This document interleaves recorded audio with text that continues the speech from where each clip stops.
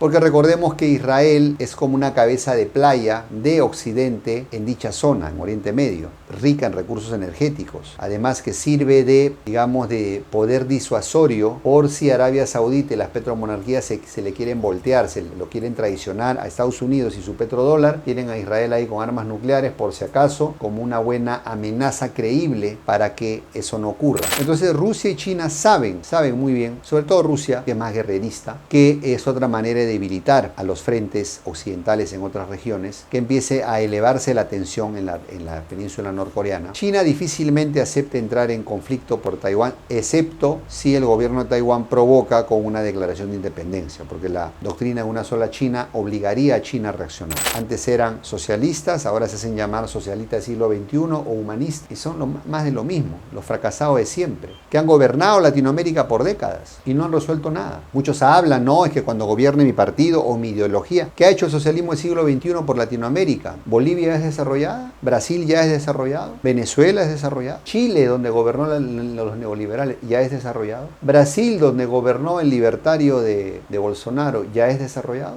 Obvio no. Evita lo fuerte, ataca lo débil. Es una de las máximas que nos dejó el gran estratega chino Sun Tzu, que significa que ante la necesidad de luchar contra un enemigo muy poderoso, lo más recomendable es un ataque indirecto y por flancos inesperados. Es por ello que en este siglo XXI, el sur global, encabezado por Rusia y apoyado por China, han desatado una serie de ataques periféricos que desafían el poderío militar de Estados Unidos y de Occidente. A la guerra en Ucrania le sucedieron los golpes de Estado en el Sahel africano, apoyados por el grupo Wagner, seguido por los problemas en Oriente Medio entre Israel y Palestina, en esta especie de intifada, apoyados por su aliado regional Irán, y ahora se amaga una serie de problemas en la península norcoreana. ¿Significa todo esto el inevitable declive del poderío militar de Estados Unidos y de Occidente? ¿Tendrá todo esto su origen en la vergonzosa retirada estadounidense de Afganistán en el 2021? En este video vamos a analizar estas causas y sobre todo las consecuencias para la geopolítica mundial y también las consecuencias para nuestra Latinoamérica. Quédate y te cuento más. En los manuales de los ejércitos en el mundo hay un principio importante que significa el enfoque. El enfoque es muy importante porque la concentración de esfuerzos en un frente de batalla, concentrar tus esfuerzos bélicos en un punto débil del enemigo, permite romper ese frente y avanzar. Cuando tú no enfocas tus esfuerzos, diluyes tus esfuerzos en demasiados frentes, obviamente no vas a poder lograr grandes avances. Esto obviamente distrae tus operaciones, divide tu fuerza, complica tu logística porque va a tener que cubrir mayores distancias, abastecer 2 o 3 frentes de batalla distintos. Prácticamente todo se vuelve más complejo en el esfuerzo de guerra del país. Esto obviamente ha sido una máxima de los ejércitos en el mundo y siempre han tratado de evitar luchar en 2 frentes y más bien que sea el enemigo el que se vea obligado a luchar en 2 frentes. Esto ya lo sufrió la Alemania nazi en la Segunda Guerra Mundial, donde tuvo casi 3 primeros años muy triunfales y su debacle ocurrió abrir un segundo frente contra la Unión Soviética. Es ahí que empieza su declive y su derrota final unos 4 años después. Lo mismo se puede decir del Japón imperial de la Segunda Guerra Mundial, enfrascado en una guerra de aniquilación con la China en ese momento, y que se le ocurre abrir un segundo frente con Estados Unidos. Ya sabemos cómo acabó esa historia, con 2 bombas nucleares. Entonces, esto es muy importante entenderlo porque, digamos, la fricción de la guerra, de las batallas, se tiene que compensar con enfoque, enfocar tu fuerza terrestre, tu fuerza aérea, tu fuerza naval. Esto, la famosa doctrina de las armas combinadas, es lo que mejor resultados trae. Por ello que en este siglo XXI, Occidente se le han abierto demasiados frentes a la guerra en Ucrania, empezaron con los problemas en el Sahel africano, pérdida de los gobiernos amigos, ahora de los problemas con Israel, prácticamente han logrado que la campaña ucraniana se les entrampe, fracase su contraofensiva, encima están muy distraídos en los problemas en Israel, luego se les ha abierto los problemas en Yemen, es decir, todo un caos, digamos, que está volviendo prácticamente muy difícil el esfuerzo de guerra de Occidente en estos campos de batalla.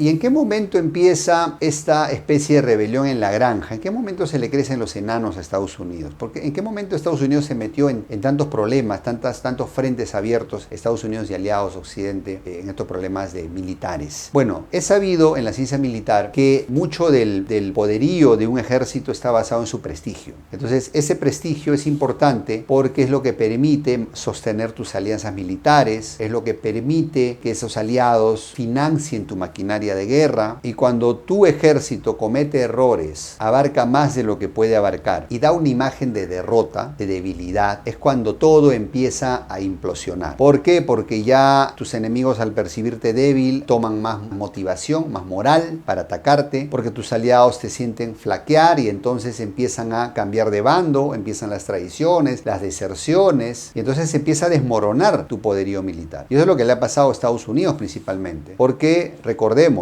Estados Unidos entra en la Segunda Guerra del Golfo en Irak, ahí del 2001-2002, somete al gobierno, derroca a Saddam, y desde ahí no ha podido controlar la insurgencia, está empantanado en Irak. Lo mismo se puede decir de Afganistán. Entra el 2001 a Afganistán, derroca a los talibanes y no pudo someter al país por 20 años. Es decir, para aquellos que critican a Rusia, que Rusia no ha podido someter a Ucrania en 2 años, bueno, les recuerdo que el todopoderoso ejército estadounidense, con todo el presupuesto militar que tiene, no pudo controlar Afganistán por 20 años. Es decir, ni siquiera 20 años le fue suficiente para someter al país. Y tuvo que salir vergonzosamente el 2021 en aquella famosa huida de Kabul, donde se ve pues los últimos aviones estadounidenses saliendo de Kabul, huyendo hacia las prisas, y a los aliados afganos de Estados Unidos tratando de treparse al avión, aunque sea de las alas, ¿no? Y esa imagen que dio la vuelta al mundo es un tremendo perjuicio al prestigio militar de Estados Unidos. ¿Cómo es posible que algunos miles de campesinos afganos no hayan podido ser sometidos por la tremenda fuerza militar estadounidense? Y entonces esto le generó a Rusia y aliados pues una motivación. Es decir, el tigre no era tan fiero como se pintaba. Y entonces ahí vuelven a la carga, digamos con fuerzas renovadas, a tratar esta vez ya de desestabilizar completamente a Estados Unidos y Occidente. Y es por eso que se desatan todas las guerras que se han desatado. La guerra en Ucrania, 2022, los problemas en el Sahel africano, también 2022, 2023, los problemas en Yemen que ya estaban, pero se han acelerado con los hutíes el 2023, 2024, el problema en Israel, fines de 2023, 2024, y parece que se vienen también los problemas en la península norcoreana con Kim Jong-un. Entonces, para que veamos, querido amigo, ¿no? Entonces hay síntomas de decadencia de Occidente y Estados Unidos que no se dan abasto. Es decir, si cuando han estado enfocados en la campaña ucraniana, que es donde Rusia compite, lucha contra una coalición de países que usan a Ucrania como carne de cañón, a pesar de todo lo que han concentrado ahí, no han logrado doblegar al ejército ruso. La contraofensiva de Zelensky fracasó en toda línea, y en este momento tiene la guerra entrampada. Rusia ha retomado el impulso, ha empezado a avanzar de nuevo, tomando ciudades importantes como Marinka, está a punto de caer Advinka, etcétera, y ahora tienes el problema israelí que distrae recursos. Entonces te das cuenta cómo es como un cargamontón, ¿no? Realmente una rebelión completa de la granja que le ha ocurrido a Occidente y sobre todo a Estados Unidos. Muy bien, ahora hablemos de los frentes en los cuales Rusia ha abierto pues un ataque en flanco a todo el poderío militar estadounidense. Hablemos del frente europeo. El frente europeo se inaugura, ni bien llega Putin al poder, con la Segunda Guerra de Chechenia, donde se imponen los rusos. Luego la campaña en Georgia, cuando Georgia amaga entrar a la OTAN, obliga prácticamente a Putin a reaccionar, invade el norte de Georgia e impide ese ingreso. Luego los problemas en el Euromaidán, con el cambio de régimen a uno pro-occidental. Rusia reacciona ocupando Crimea en una operación relámpago, y finalmente la invasión a Ucrania en febrero de 2022. Y entendamos que en todo este continuum histórico, Rusia siempre mostró una actitud pro salida negociada. Recordemos los tratados de Minsk, donde engañan a Rusia solamente para ganar tiempo y armar más a Zelensky. Zelensky traiciona su promesa de campaña de paz con Rusia, y Rusia a las semanas de haber atacado había vencido al ejército original ucraniano. Prácticamente había destrozado todo el ejército ucraniano, ucraniano, y por eso es que Zelensky se sienta en la mesa de negociaciones en Estambul en marzo del 2022. Y Rusia, como muestra de buena voluntad, se retira del norte de Kiev para ayudar en las negociaciones. Sin embargo, luego aparece en escena el inglés, como siempre, la pérfida Albión, a prometer el oro y el moro, a sembrar más cizaña, a buscar problemas, y el resto es historia. Una guerra terrible, una gran mortandad en Ucrania, una crisis de desplazados y una terrible destrucción de la infraestructura ucraniana, sin mencionar todas las derrotas militares que ha acumulado Ucrania como su fallida contraofensiva. Entonces prácticamente está en una guerra de desgaste, una guerra terrible, que el tiempo lo tiene en contra Ucrania, no tiene cómo ganar esa guerra, es imposible, era imposible desde el inicio, pero Ucrania fue engañada por Occidente y fue traicionada por sus propios dirigentes, y prácticamente han puesto al pueblo ucraniano como carne de cañón de los intereses occidentales. Eso es lo que pasó, pero es el frente europeo, en el cual Rusia en este momento, gracias a su flexibilidad estratégica, ha logrado éxitos militares y está avanzando de nuevo, está avanzando y prácticamente toda la tendencia lleva a pensar que este 2024 va a concretar su victoria, producto pues de la crisis de financiamiento que tiene el ejército ucraniano. No hay fe en la victoria en el bando ucraniano, y entonces eso prácticamente condena a la derrota a dicho ejército.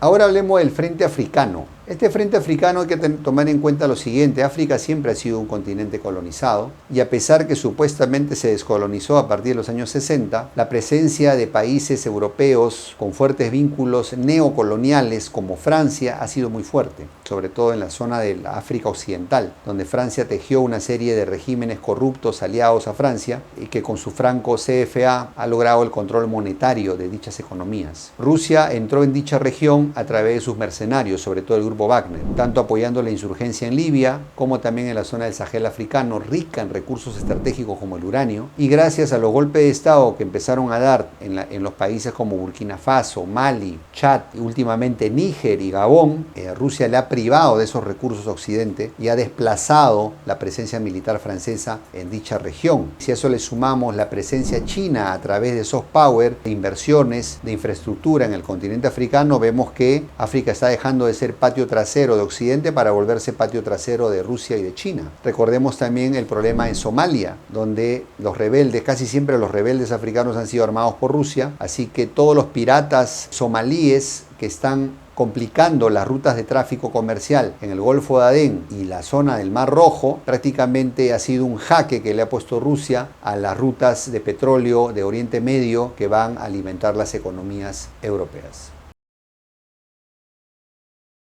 Bueno, y ahora hablemos del frente de Oriente Medio, donde básicamente destacan el problema en Yemen y el problema en Israel, en Palestina. El problema de Yemen es un problema ya que viene de hace años atrás, los problemas entre los saudíes y los hutíes, que una guerra de guerrillas de parte de los hutíes que ya lleva muchos años, que a pesar del gran poderío bélico de Saudi Arabia no han logrado someterlos, y que digamos en este momento Rusia sabía muy bien que agitando el avispero de Israel podía lograr que la atención de Occidente se desviara de Ucrania a Israel. Porque recordemos que Israel es como una cabeza de playa de Occidente en dicha zona, en Oriente Medio, rica en recursos energéticos. Además que sirve de, digamos, de poder disuasorio por si Arabia Saudita y las petromonarquías se le quieren voltear, se lo quieren traicionar a Estados Unidos y su petrodólar, tienen a Israel ahí con armas nucleares por si acaso, como una buena amenaza creíble para que eso no ocurra. Y entonces por esa razón el apoyo de Occidente a Israel. Además Rusia sabía que el gobierno de Israel es ultranacionalista,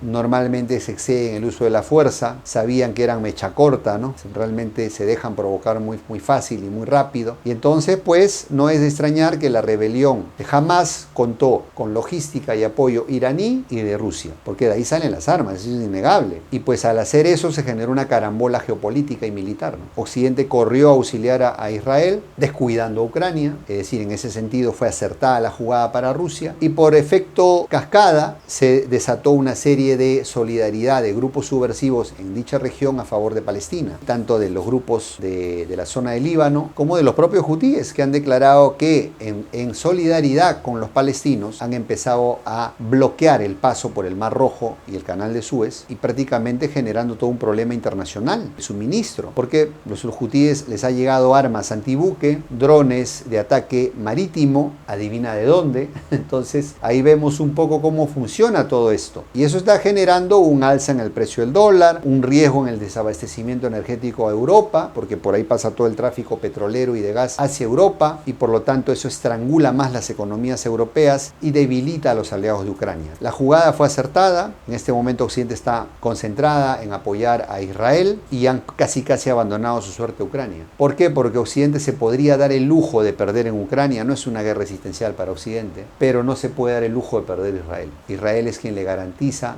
el petrodólar por su posición geográfica. Israel garantiza que los países árabes impunemente no se pasen a la alianza con Rusia, aunque ya hay amagos, ¿no? Recordemos que en agosto se anunció y ahora en enero de 2024 se concretó que Emiratos Árabes y Arabia Saudita están entrando a los BRICS, con todo lo que eso significa, mi querido amigo. Entonces, ahí vemos cómo están estas movidas, ¿no? Estas lealtades, supuestas lealtades del mundo árabe, que nunca fueron lealtades reales a Occidente, se están pasando al nuevo hegemón. China es el principal importador de petróleo del mundo, y Rusia es el principal exportador de armas a dicha zona. Entonces, pues ahí vemos cómo está todo este avispero del frente de Oriente Medio.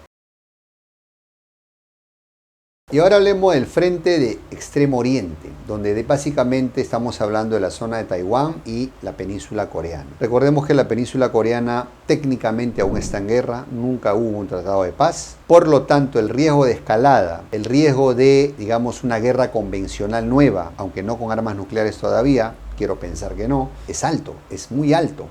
Norcorea es como una especie de Israel, de Rusia y de China. Fueron quienes lo armaron, fueron quienes le dieron la tecnología militar y Norcorea es quien le garantiza a China y Rusia que no tengan frontera directa con Occidente en dicha zona. Y además neutraliza a los aliados Estados Unidos, Japón y Corea del Sur. Respecto a Taiwán, acaba de ganar un presidente de línea nacionalista. Esto puede avisorar problemas a futuro. Recordemos la visita de Victoria Nuland el 2023, que fue muy televisada, ¿no?, al gobierno, y todo esto generó una tensión en el estrecho de Formosa.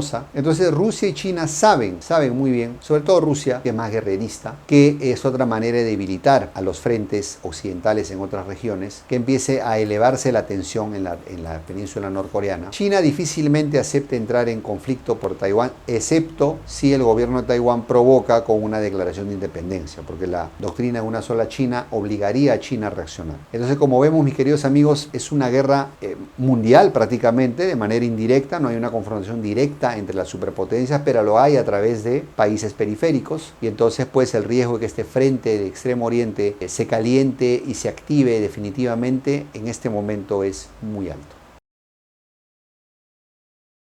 ¿Y Latinoamérica qué pinta en todo este asunto? ¿Habrá frente latinoamericano? Bueno, ya lo hubo, mi querido amigo, en la Guerra Fría. Te recuerdo que hubo la guerra civil que vivimos los latinoamericanos, la guerrilla izquierdista versus los paramilitares de derecha, con el pueblo en el medio y sufriendo y poniendo los muertos. O sea, ya lo vivimos, ya existió. Y ahora en este siglo XXI, el riesgo de que eso vuelva a ocurrir es altísimo, porque los locos de izquierda y derecha siguen ahí, se han reciclado. Antes eran neoliberales, ahora se hacen llamar libertarios. Antes eran socialistas, ahora se hacen llamar socialistas del siglo XXI o humanistas, y son más de lo mismo, los fracasados de siempre, que han gobernado Latinoamérica por décadas y no han resuelto nada. Muchos hablan, no, es que cuando gobierne mi partido o mi ideología. ¿Qué ha hecho el socialismo del siglo XXI por Latinoamérica? Bolivia es desarrollada, Brasil ya es desarrollado, Venezuela es desarrollado, Chile, donde gobernó los neoliberales, ya es desarrollado, Brasil, donde gobernó el libertario de Bolsonaro, ya es desarrollado. Obvio no. Y entonces, ¿de qué nos están contando sus cuentos? Nos quieren hacer creer que solo hay dos opciones, izquierda, derecha, tú debes elegir si estás conmigo o estás contra mí. Nos quieren engañar una vez más tomándonos esa es la verdad, porque en su mente raquítica no piensan nada más que en su ideología. Son borregos útiles de las potencias, y lo único que van a conseguir es convertir a Latinoamérica en otra Ucrania, donde nosotros pongamos la carne de cañón de los intereses de papi Rusia o papi Estados Unidos. El grupo Wagner ya tiene presencia en Latinoamérica. Las tropas estadounidenses están hace décadas en Latinoamérica. Es como unos locos que están jugando con fuego en un polvorín. Han polarizado el continente y nos venden ese cuento. Un cuento tan que, por ejemplo, si nosotros nos pusiéramos a reflexionar un poquito en la historia y nos preguntáramos, ¿los libertadores que nos dieron independencia fueron de izquierda o de derecha? Morelos, Hidalgo, Bolívar, San Martín, O'Higgins, Artigas, Santander, Tupac Amaru, ¿fueron de izquierda o de derecha? Claro que no, es una pregunta absurda y ridícula. Ellos fueron patriotas, fueron nacionalistas, y gracias a eso es que nos dieron libertad e independencia. Y eso es lo que necesitamos en Latinoamérica en este siglo XXI. Una nueva generación de políticos que no sean borregos, que no estén adoctrinados, ideologizados, que no ven más allá de su doctrina de Guerra Fría 2.0. Eso necesitamos. Porque si no, tendremos un frente latinoamericano con una Ucrania 2.0 y con varios Zelenskis, traidores a la patria, poniendo a nuestros pueblos como carne de cañón. Y es algo que no debemos permitir. Muy bien, mis queridos amigos, de esta manera llegamos al final de nuestro video con las siguientes conclusiones. El mundo unipolar, con el ejército estadounidense todopoderoso, invicto, ha acabado. Esto acabó el 2021 con la retirada vergonzosa de Estados Unidos de Afganistán. Y a partir de ahí, Rusia y aliados han desatado una serie de guerras periféricas, indirectas, para debilitar y terminar de acelerar la caída del predominio de Occidente y de Estados Unidos a nivel militar. Desde el frente europeo, Georgia, Ucrania, hasta el frente africano en el Sahel y Somalia, pasando por el frente de Cercano Oriente, Yemen, Israel y el Extremo Oriente con Norcorea y Taiwán. El resultado de esta serie de campañas va a ser el declive completo de Occidente, pero también el riesgo de una mayor escalada nuclear. Ninguno de esos dos bandos quiere ceder. Se están jugando el prestigio y se están jugando el statu quo. Entonces el riesgo de un apocalipsis nuclear realmente es alto. Están jugando con fuego y ninguno de los dos quiere ceder. En Latinoamérica, ¿qué pintamos? Ya fuimos un frente de toda esta guerra, la Guerra Fría 1.0, fuimos el frente latinoamericano en la guerra civil de guerrilla de izquierda con paramilitares de derecha. Y sufrimos mucho y tuvimos muchos muertos en esa guerra civil. Y ahora en este siglo XXI hay una sarta de locos de izquierda y derecha que quieren que de nuevo seamos un nuevo frente en esta Guerra Fría 2.0. Quieren ser los nuevos Zelenskis que inmolen a nuestro pueblo como si fuera carne de cañón al servicio de estas potencias, de papi Rusia o papi Estados Unidos, generándonos más sufrimiento. Nos quieren hacer creer que solo hay dos opciones, izquierda o derecha, cuando estos dos ya han gobernado a lo largo de 200 años y han fracasado uno tras otro, sin excepción. No son solución de nada, son el problema, porque son una serie de locos, borregos, fanáticos, vasallos y lacayos de intereses extranjeros. Por eso hay que reflexionar. La verdadera línea que necesitamos política en Latinoamérica es la que nos dieron y nos marcaron nuestros próceres de la independencia. Hidalgo, Morelos, Bolívar, San Martín, Artigas, Santander, O'Higgins, Tupac Amaru. Ellos no eran de izquierda ni derecha, eran auténticos patriotas, nacionalistas, que lucharon por los intereses de Latinoamérica en primer lugar. Tenemos que seguir su ejemplo. Esa es la tarea que tenemos, mi querido amigo y joven latinoamericano, de construir una nueva línea, una alternativa a estos ridículos locos fanáticos de izquierda y derecha que nos quieren volver a contar cuentos, porque viven de los apoyos de estas potencias. Espero y confío, mi querido amigo, si tú coincides con nuestro contenido, estás de acuerdo con esta, digamos, propuesta patriótica, por favor te pido, difunde nuestro mensaje. Que nosotros, a pesar de tener ya 100.000 seguidores, estamos siendo limitados en nuestro contenido, en nuestro alcance de nuestros videos. Y la única manera de romper esta censura que estamos sufriendo es que tú compartas este contenido con por lo menos 5 personas de tu entorno, de tu confianza, para difundir este mensaje de paz y de patriotismo, para desarrollar nuestra Latinoamérica. Compártelo no solamente en tus redes sociales, también por WhatsApp, etcétera, para que esto llegue a la mayor cantidad de personas y podamos nuclear a nuestro grupo de patriotas en toda Latinoamérica. Confío en ti y sé que no me vas a fallar, ¿ok? Y bueno, espero tus comentarios en la caja de abajo, ya sea que estés en acuerdo o desacuerdo conmigo, no pasa nada, siempre que lo hagas con respeto. Te veo en el siguiente video, te mando un gran abrazo y recuerda, Latinoamérica necesita unidad y pragmatismo para ser grandes. Hasta la próxima.